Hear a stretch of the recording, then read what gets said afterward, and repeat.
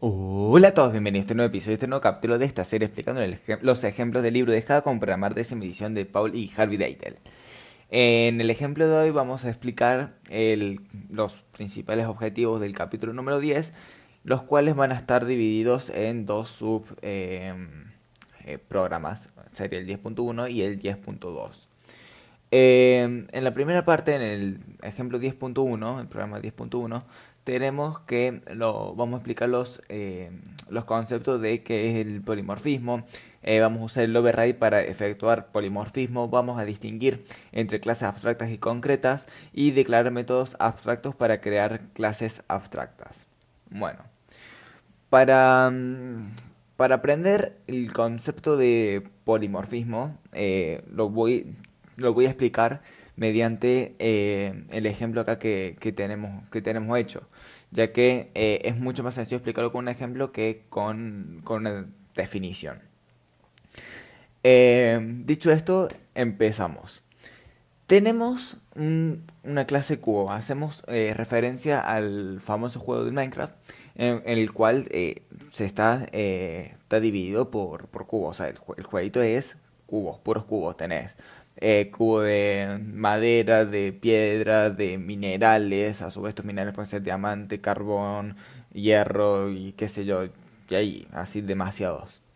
Entonces, esto es un claro ejemplo de polimorfismo, porque vos tenés una clase padre, que sería el cubo, de las cuales heredan todas las clases hijas, que serían, no sé, el cubo de madera, el cubo no sé, de tierra, de piedra, de diamante y qué sé yo, y todos sus hijos, ¿no? Todas sus variedades. Y cada una tiene particularidades distintas. A eso se denomina polimorfismo. Entonces, para hacer este ejemplo, lo que creamos un ejemplo, ¿no? Un programa en el cual vamos a recrear a grosso modo el polimorfismo en Minecraft. Tenemos primero que crear la clase padre, o sea, sí, la clase principal, la superclase del cubo. Que para eso la hicimos abstracta también. Bueno, hicimos public class cubo, que eso le agregamos el prefijo este abstract para hacerla abstracta para incorporar el concepto este de abstracto. Una clase es abstracta cuando tiene métodos abstractos dentro de la misma. Es decir, esta clase de cubo es abstracta porque tiene el método colocar que es abstracto también. ¿Qué significa que un método sea abstracto? Bueno, un método es abstracto cuando está declarado pero no definido. Es decir, está el public abstract void y el nombre, pero no está explicado lo que tiene que hacer. O sea, no tiene cuerpo el método. Bueno, dicho esto, vemos que la clase cubo tiene tres variables que son tipo protected. Y bueno, una es tipo entero y las otras dos son tipo string que tiene dimensión, nombre y textura. Tiene una clase pública, el constructor, que se llama cubo también, que le necesita tres parámetros. Necesita la dimensión, el nombre y la textura. Y se le asigna la dimensión, nombre y textura bueno, a los, a las variables de esta clase. También tiene una clase pública tipo void que se llama destruir, que lo que hace es imprimir por pantalla, ahí me rompí, no sé qué bloque soy, porque acá esto es como el molde todavía de los cubos. Yo soy un cubo, pero no sé qué tipo de cubo o de bloque soy. Y bueno, y después tiene en la línea 17 tiene la clase abstracta tipo void que de colocar. Pasando a las dos clases hijas, las dos clases que viene haciendo el polimorfismo, tenemos el bloque diamante, que extiende de cubo, es decir, que extiende del cubo.java que acabamos de ver. Y vemos que tiene el constructor, que lo que va a ser llamar a la clave, a la clase padre, al constructor de la clase padre con el super, y le pasa los parámetros ya que tiene este cubo. Como siempre va a ser, si es un cubo de diamante, siempre va a medir 4, va a tener nombre, no, bloque de diamante, y va a tener de foto, va a tener bdiamante.png, siempre queda así. Después, en la línea 8 y 9, vemos que creamos, bueno, reescribimos el método destruir que tiene la clase padre, ¿no? Que tiene la clase padre cubo acá de destruir, que si recordamos decía, ahí me rompí, no sé qué bloque soy. Entonces ahora va a decir, la reescribimos, le decimos, ahí me rompí, ten tu diamante. Porque yo soy un bloque de diamante, si me rompes, yo te doy un diamante. Y tenemos también el método colocar, que si recordamos era tipo abstracto, que no estaba declarado, sino que estaba como semi declarado, por así decirlo, estaba solamente el nombrecito del método. Acá se expande más, se declara totalmente, ¿no? Con el override para decirle que voy a estar sobreescribiendo un método de la clase padre, y le vamos a decir que una vez que se coloque, le voy a decir que se imprime por pantalla, qué buen lugar para descansar y pulir mi belleza, porque soy un bloque de diamante. Eh, Esa es la clase diamante. Ahora vamos a ver la clase, en la clase de carbón. Para la clase de carbón vemos que se llama bcarbon y va a extender también de cubo. Eh, el constructor también va a ser bcarbon, y va a llamar a la clase padre, al constructor de la clase padre. Y bueno, va a tener estas características. Se va a llamar bloque carbon y la fotito va a ser bcarbon.png. Vemos que en la línea 8 y 9, como en la anterior, modificamos el método destruir de la clase padre. Porque lo modificamos porque tenemos el override. Eh, y vemos que cuando se destruye, cuando llamemos a este método, va a decir, ahí me rompí, te doy un carbón por tu mal comportamiento. Vemos que pasando la línea 14, tenemos el otro override con con el método colocar. Y en este caso vamos a decir que cuando yo coloque el bloque de carbón, va a decir qué buen lugar para dejar la basura. Entonces, pasando al main, a la implementación de este, de este ejemplo, vemos que tenemos en la clase main, tenemos el método main, y acá tenemos un objeto que va a ser bloque de carbón 1 y un otro objeto que va a ser bloque de diamante 1, ¿no?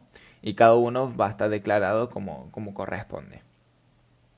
Entonces, decimos que vamos a imprimir por pantalla que me encuentro con un bloque de carbón y lo rompe, y lo que me va a responder va a ser lo que diga el método destruir del bloque de diamante 1. Después coloco el bloque de carbón, y lo que me va a responder va a ser lo que esté en el método colocar del bloque de carbón 1. Y después hacemos exactamente lo mismo con el diamante. Me lo encuentro y lo rompo, y me va a responder lo que decía el método destruir del bloque de diamante. Y cuando lo coloque me va a responder, me va a imprimir por pantalla lo que decía el método colocar del bloque de diamante. Entonces, una vez que se ejecuta, vemos que me encuentro con un bloque de carbón y lo rompo, y me dice, ay, me rompiste en un carbón por tu mal comportamiento. Coloco el bloque de carbón y dice que buen lugar para dejar la basura, que es lo que decía el bloque de carbón acá. Entonces me encuentro con un bloque de diamante y lo rompo, y me dice, ay, me rompiste en tu diamante, que es lo que me decía acá. Y coloco el precio del bloque de diamante, y me responde qué buen lugar para descansar y pulir mi belleza. Bueno, vemos que responde a todos los métodos correctamente. Entonces, pasando al segundo ejemplo, vamos a explicar por otra parte eh, el implementar interfaces y familiarizarse con los elementos de Java S8. Bueno, que esto es declarar e implementar interfaces. Para hacer este ejemplo vamos a disponer de tres archivos .java. Uno va a ser el main, otro la calculadora y otro el iCalculadora.java. En el i vamos a empezar explicando el iCalculadora. ¿Por qué? Porque el iCalculadora va a ser nuestra interfaz. Nuestra interfaz va a ser como un blueprint, como un plano de que voy a tener que seguir para yo crear una calculadora. Es decir, viste que acá en el ejemplo pasado hablé sobre clases abstractas, en las cuales yo no las explicaba, no decía lo que pasaba dentro de esos métodos, perdón, sino que solamente los declaraba, o sea, les ponía el nombre y nada más. Y yo después, cuando pasé al bloque de diamante y el bloque de carbón, ahí declaré qué hacía cada método, especifiqué qué hacía el método. Bueno, acá exactamente igual, pues, con la diferencia de que no se pone abstract porque ponemos la palabra clave interfaz en lugar de class. Entonces, creamos public interfaz y calculadora y creamos el nombre de los métodos y le decimos qué métodos va a tener una calculadora, ¿no? ¿Qué es lo que tiene que hacer una calculadora? Y le decimos que eh, una calculadora va a poder sumar y te va a devolver un entero y va a sumar en este caso dos enteros. Va a poder restar, va a restar dos enteros también y te va a devolver un entero. Va a multiplicar dos enteros y te va a devolver un entero y va a poder dividir dos enteros y te va a devolver un entero. Esto es un ejemplo muy sencillo, lo podremos haber hecho con float, qué sé yo, pero para hacer el ejemplo de interfaz se entiende perfectamente. Entonces, pasando a la calculadora, ya a lo que viene siendo la clase calculadora, vamos a ver cómo se utiliza la interfaz. Vemos que creamos una clase pública calculadora y ahora le ponemos implement y calculadora. ¿Qué hace esto? Que sí o sí vas a tener que eh, utilizar los planos de la calculadora de la interfaz calculadora que creaste anteriormente. Entonces acá vas a tener el método suma, el método resta, el método multiplicación y el método división. Cada uno tiene que estar con el arroba override para decir que lo estamos sobreescribiendo de la interfaz calculadora. Y a su vez, bueno, los declaramos, le decimos que la suma va a sumar los dos elementos, la resta los va a restar, la multiplicación los multiplica y la división los divide. Y además le creamos el constructor de calculadora. Entonces, viendo la implementación ya de todo este código, vamos al main, en el cual tenemos nuestro método main. Vamos a la clase main, en el cual tenemos el método main. Y en la línea 7 creamos nuestro objeto calculadora que vamos a llamar calc, que va a ser una nueva calculadora. Y vamos a imprimir por consola, por pantalla, las distintas operaciones que vamos a querer hacer. Entonces vemos que 8 más 2 es igual y invocamos el objeto calculador, este calc, y le decimos que haga la suma de 8 y 2.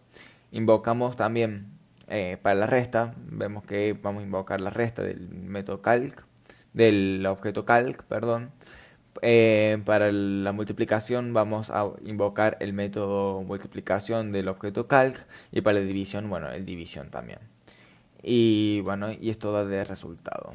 Vemos que el 8 más 2 te da 10, el 8 menos 2 te da 6, el 8 por 2 16 y el 8 y 2 4.